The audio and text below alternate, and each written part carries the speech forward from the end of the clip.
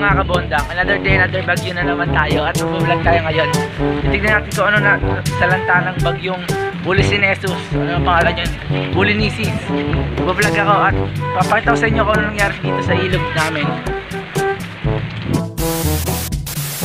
Yun nga pala, nandito nga pala kami kina Alfred. Tignan nyo naman ang nangyari sa wire nila. Bumagsak ang wire ng Converge. Yan, nag-vlog ako ngayon. Sayang yung opportunity. At yun, naglilinis sila ng bahay. At so yun mga kaibigan, mapakita ko sa inyo kung ano nangyari dito sa Bulukan.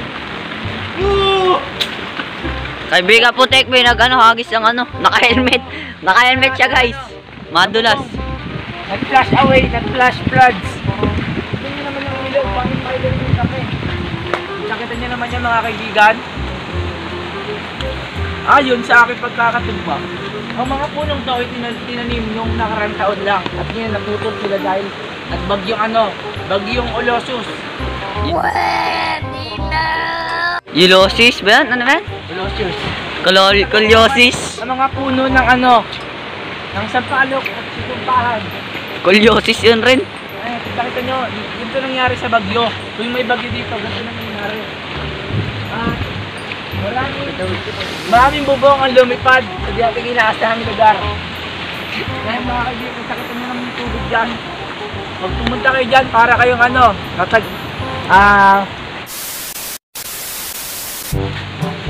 yun mga kaibigan, dito nga pala. Ako nga pala ang inyong lingkod, Renre lang Pimpolotes. So ayan guys, ito po yung bukid daw. Hindi naman nangyari. Dati puti yung baka, naging black. Sobrang lakas ng bagyo, pinabago na yung mga baka. Mahigit na. Buti, wala masyadong nangyari sa bukid. At tignan nyo naman, nagtutumbahan ng mga kawayan. Ang ilog, parang chocolate fountain. So yun mga kabondang, kita-kita nyo naman yung ilog. Malapit na sa akin. Meron pa nga sa warmahan, ginawa ng kalikasan. Sobrang lakas ng bagyo, kinakalabang ko na sila para sa vlog ko. Napakalakas ng bagyo guys. Kaya kung mag-vlog kayo, biyahin nyo ako. Disasterary, halong, astronomical. Nalapitin natin ang bagyo. Ayun guys, kita ka nyo. Mga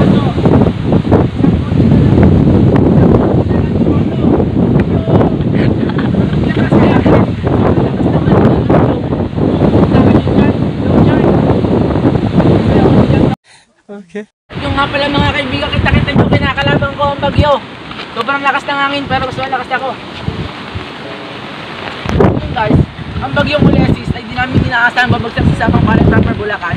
Kasi ang inaasahan namin dadaan sa Sierra Madre na may halong Madrid Diyos. Kasi dumaan, para sa bagyong Bagyong kasi naman ang bagyong Mundoy naranasan. Baliw, may quarantine pa si Ulysses. Si Rolly wala. Hindi nakapasok. Tayo binibigyan ng pasintabi. Nakita nyo naman, nagbablog ako ngayon dahil sa bagyo yan, dahil hindi naman ako magbablog talaga ngayon. At nakita nyo naman ang mga puno dito, marami. Dati maraming puno doon, putol na eh. Dati marami diyang puno. Ito nga pala yung poste na tinumba ng bagyo. Dati pa yung nakatumba, di yung natutumba talaga. Side view na. Side view. So yun, dito na tayo, pupunta tayo sa karamihan. Pupunta tayo sa karamihan na punong-puno ng natumbang puno. Hindi, man. Naman kayo, nagbablog na ako. Oh, shoutout.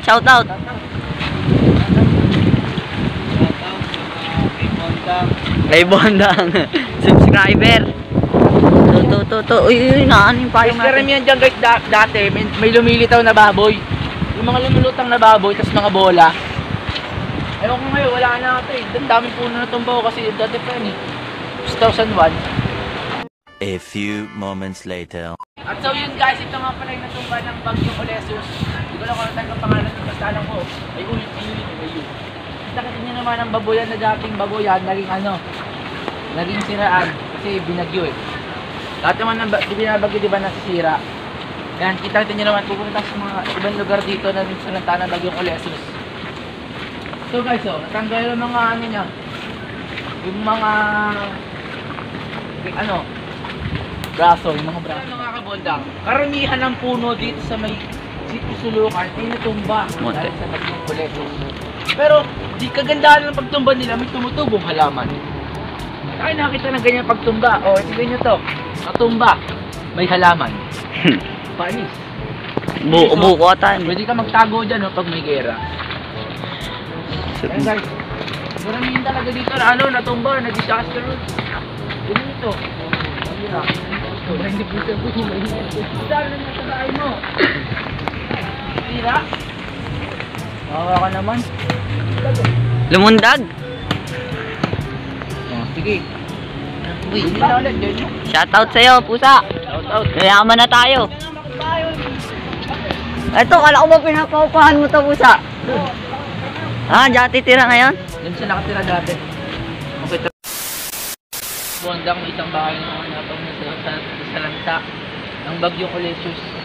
Hindi nyo naman guys yung liit niya. Hindi na ako pwede pumasok, baka mabisaklat pa ako dyan. Tingnan nyo na lang. Nabusaklat siya dahil sobrang lakas ng bagyo. Mga kabondang, kita nyo naman ang baha dito. Puno na naman ang saging kung siya bumagsak. Uy, ma'am! Si ma'am yan ha. A few moments later. So yun mga kabondang, dito kami sa bahay ng lola ko kung saan nagpunta. Wala na tao dito, sila ng tao dito napunta sa bahay namin. Tao po! Lamig. Laki din naman may sangkila po. Teka lang. So yun mga kabondang, kakarating nyo naman ng ilog dito, lapit ko dito. Kaya sila lumikas kasi guys yun, no? Kunti na lang mapupunta na dito. Hindi na lang ulit yung nagkaganyan after many years na nagkaroon ng bagyo dito. Di ba kumaulog? Sila, pupuntak na kasi. Mga kabondang, dito nga palang sinaranta niya. Kanina ba ito ngayon wala na kasi dito sa umuulan. Mga bote, daming bote oh. Guys, ang daming manok na pinatay. Maraming manok na pinatay yung bagyong yun. Dati guys, puno to. Dito. Dati guys, puno yung ano namin. Dati guys, puno yan, puno. Ngayon, konti na lang kasi namatay. Oh. Mga kabondang, kita yung poultry namin, winasak niya. Mga bubong oh, parang parang niya. Tignan nyo dito guys. Oh. May vlogger. Tao pa dun. Gusto din yung kanal dito guys oh. Boom! Dati ito lang naman yun ngayon nagkalaman. Ngayon sila manghuli ngayon ng isda kasi maraming isda ngayon dahil umulan.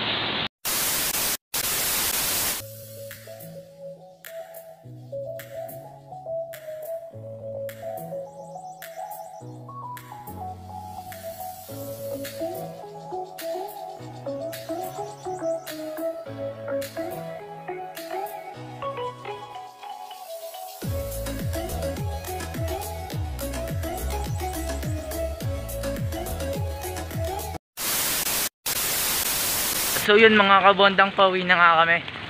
At sana nagustuhan nyo itong video ito. Nakita nyo naman ng mga nangyari dito. Buti ngayon mga kabondang, di na siya masyadong malakas. Kasi kagabi, napakalakas talaga ng ulan. Tama si Pusa na wala ng bahay. Higaan na tira. Wawa naman guys. Sana pag-pray nyo lahat ng tanan silang tanang bagyo. Kasi hindi nyo man alam kung ano nakikaranasan nila sa bagyo, di ba? Maraming tao namatay kasi guys, uwi na kami. Salamat sa panonood ng video na to. Sana nagustuhan nyo. At nyo naman guys, diba kung paano masalanta ng bagyo ang isang lugar. Pinakita ko sa inyo. Peace!